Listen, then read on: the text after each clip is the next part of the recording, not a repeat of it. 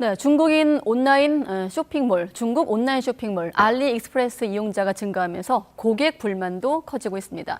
전혀 다른 물건이 온다.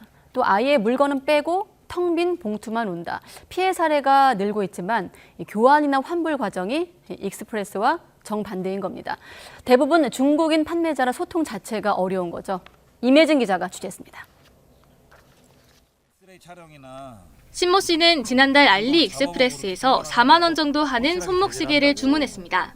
저렴한 가격에 선택했는데 바다 건너 20일 만에 도착한 택배 봉투는 텅 비어 있었습니다. 처음에 받고 아무것도 없는 상태로 확인을 하니까 이게 처음 경험하는 일이거든요. 기분은 아주 안 좋았었어요. 물건이든 돈이든 다시 돌려받기 위해 문의했지만 판매자가 잠적한 뒤였습니다.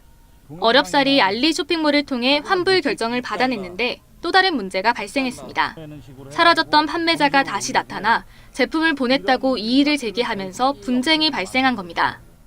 상담은 통화도 안 되고 영어로 해야 되고 그런 게 너무 불편하고 CS 처리도 엄청 늦고요. 물건이 잘못되면은 제가 환불을 못 받을 수 있으니까 그게 되게 꺼려지는 거죠. 비싼 거 살 때는요. 환불 결정까지 간다면 그나마 나은 편입니다. 엉뚱한 물건을 받고 교환하려다 판매자와 통관업체 책임 떠넘기기에 사방팔방 뛰다 지쳐 포기하기 일쑤입니다. 자기네는 알리에서 보낸 그대로 패키지 하나 손대지 않고 그냥 송장만 붙여서 보내는 것뿐이다. 그래서 제가 너무 황당해가지고 그 판매자한테 연락을 했거든요. 그랬더니 우체국 가서 문의를 하라는 거예요. 뜬금없이. 대부분 중국인 판매자들이라 직접 소통이 어려운 점이 큰 걸림돌 가운데 하나입니다. 알리가 적극적으로 개입한다지만 소비자가 소통할 수 있는 창구라곤 채팅 상담이 전부입니다. 그마저도 어색한 번역 툴에 기계적인 답변만 늘어놓는 수준입니다. 실제로 해외 직구 피해 가운데 알리익스프레스 사례가 가장 많았습니다. 특히 10건 가운데 4건 정도는 보상도 제대로 이루어지지 않았습니다.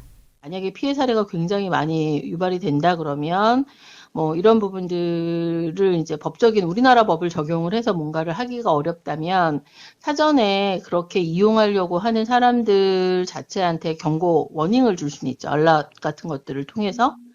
해외 직구 온라인 플랫폼 알리익스프레스는 국내 진출 5년 만에 국내 전자상거래 업계 3위에 올랐고 유명 배우를 모델로 발탁하며 국내 시장 공략에 열을 올리고 있습니다.